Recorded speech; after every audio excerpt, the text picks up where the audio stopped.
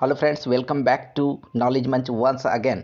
Friends, Bihar में 7वें चरण की शिक्षक नियुक्ति का मामला पूरी तरह से गरमाया हुआ है।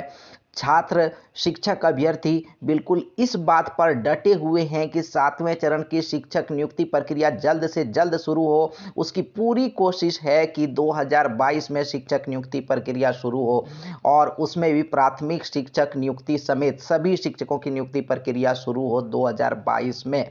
लेकिन वहीं सरकार ने लगभग क्लियर कर दिया है कि 2022 नहीं बल्कि 2023 में ही शिक्षक नियुक्ति प्रक्रिया शुरू हो सकेगी।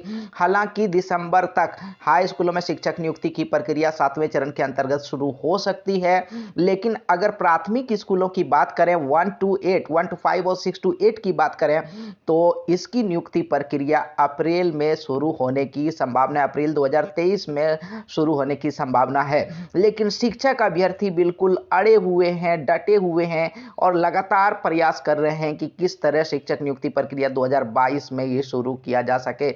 और अब इसी को लेकर महा आंदोलन की तैयारी कर रहे हैं, एक बड़े आंदोलन की तरफ बढ़ रहे हैं शिक्षक अभ्यर्थी। शिक्षक बहाली के लिए आंदोलन करेंगे अभ्यर्थी।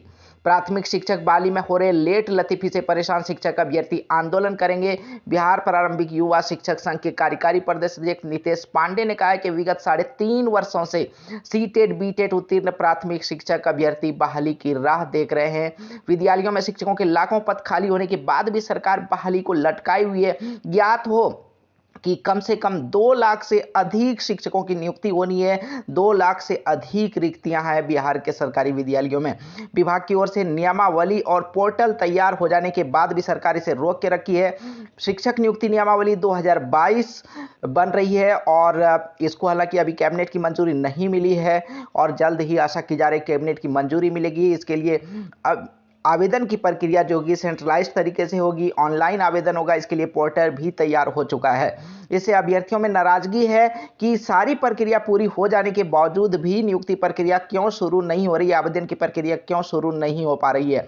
प्रदेश कोषाध्यक्ष अनीश सिंह ने कहा कि बहाली को लेकर सरकार के उदासीन रवैये के कारण पूरे बिहार के शिक्षक अभ्यर्थी 4 नवंबर से पटना में अनिश्चितकालीन आंदोलन करेंगे।